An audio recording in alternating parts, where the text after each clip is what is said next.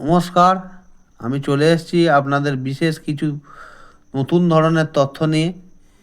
আপনাদের সবারই মনের একটা ইচ্ছা যে নিজস্ব আয়ু সম্বন্ধে জানবেন। আপনার আয়ু কতটা হবে, আপনি দীর্ঘ আয়ু হবেন কি স্বল্প আয়ু হবেন, না অল্প আয়ু হবেন বা মধ্য আয়ু হবে, সেই আয়ু সম্বন্ধে জানতে আমি নতুন একটা জন্মছক নিয়ে আপনাদের কাছে হাজির হয়ে গেছি। জন্মছকটা সাধারণত জন্মছক দিয়ে আমি আপনাদের আগামী দিনে বোঝাবো। একটা এপিসোডে দীর্ঘ আয়ু বা স্বল্প আয়ু বা অল্প আয়ু বা মধ্য আয়ু সম্বন্ধে বোঝানো যায় না। অন্তত 8-10টা এপিসোডে আমি আপনাকে বোঝাবো যে কিভাবে একটা ব্যক্তির ছকে বোঝা যাবে যে ইনি দীর্ঘ আয়ু। সুতরাং আমি দীর্ঘ আয়ু সম্বন্ধে যে আলোচনাটা করতে এসেছি, প্রথমত সেই আলোচনা সম্পর্কে আমি আপনাদের কিছু বলতে চাই। তো প্রথমত একটা জন্ম ছকের মাধ্যমে আপনাদের বোঝাতে চাইছি যে এই ব্যক্তি দীর্ঘ আয়ু হবে না মধ্য আয়ু হবে না অল্প আয়ু হবে। দীর্ঘ আয়ু সাধারণত 75-এর 80-র ওপর থেকে 100 বছর পর্যন্ত ধরা হয়। এক্ষেত্রে আমি জন্মছক দিয়ে বোঝাচ্ছি। দেখুন যে এই ছেলেটির জন্ম হয়েছে 23শে সেপ্টেম্বর সন্ধ্যে 6:20-তে। তার জন্মছকে দেখা যাচ্ছে মীন রাশি, মানে মীন লগ্ন হচ্ছে, আর রাশি হচ্ছে, দেখুন ভালো করে দেখাচ্ছি, মীন লগ্ন, রাশি হচ্ছে চন্দ্র রাশি কন্যা, মঙ্গল তুলা রাশিতে আছে, বুধ কন্যা রাশিতে আছে, বৃহস্পতি মিথুনে আছে, শুক্র সিংহে আছে, আর শনি মীনে আছে, রাহু কুম্ভে আছে, আর কেতু সিংহে আছে।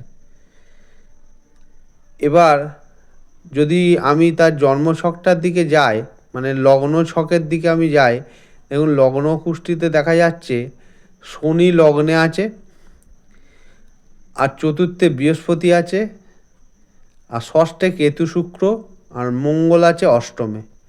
এখানে মঙ্গল দোষ বলা হবে কি না সেটা পরবর্তীকালে আলোচনা করব, কিন্তু এটা এখানে আমি আয়ু নিয়ে বলছি, সুতরাং পরে বলছি।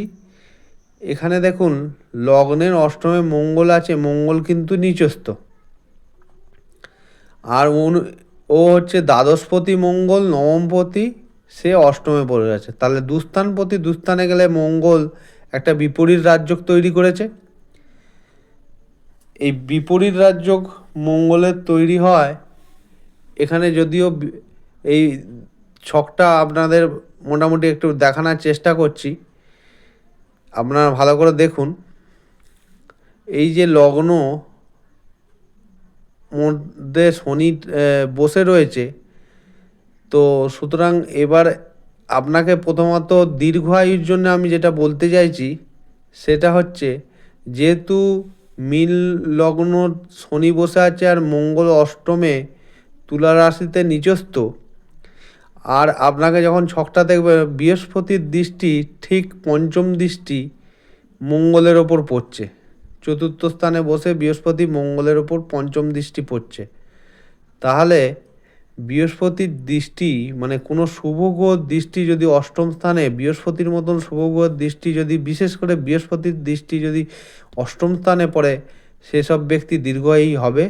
এই ছেলের ছকে এটা একটা ছেলের ছক, এটা বেবি বয়ের ছক। এর ছকে যেহেতু বৃহস্পতির দৃষ্টি মঙ্গলের ওপর পড়ছে বা অষ্টম স্থানে পড়ছে, তাহলে এখান থেকে বোঝা যাচ্ছে যে ছেলেটি দীর্ঘায়ু হবে, অন্তত 90+ এর আয়ুষ্কাল হবে। আশা করি আপনাদের এরকম নতুন নতুন জন্মছক দিয়ে আলোচনা করে এরম তথ্য দিতে পেরে আপনারা শিখতে পারবেন, জ্যোতিষ সম্বন্ধে ধারণা আপনার প্রবল হবে এবং আপনারা অনেক জ্ঞান অর্জন করতে পারবেন। এবং দীর্ঘায়ু সম্বন্ধে প্রথম যে ছক দিয়ে আলোচনা করলাম, এটা আপনারা আশা করি বুঝতে পারছেন।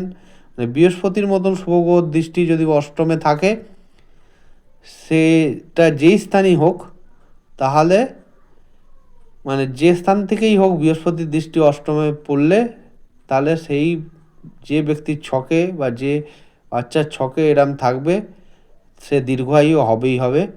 এটা কোনো দ্বিমত হয় না। নেক্সট এপিসোডে আপনাকে আরও একটা জন্মছক দিয়ে দীর্ঘায়ু হবে না স্বল্প আয়ু হবে এইসব নিয়ে আমি আলোচনা করব। আশা করি আপনারা আমার নতুন চ্যানেলটায় সাবস্ক্রাইব করবেন এবং আরও নতুন নতুন তথ্য আপনাদের কাছে নিয়ে আসব। আপনারা ভালোভাবে শিখতে পারবেন, বুঝতে পারবেন। নমস্কার, ধন্যবাদ।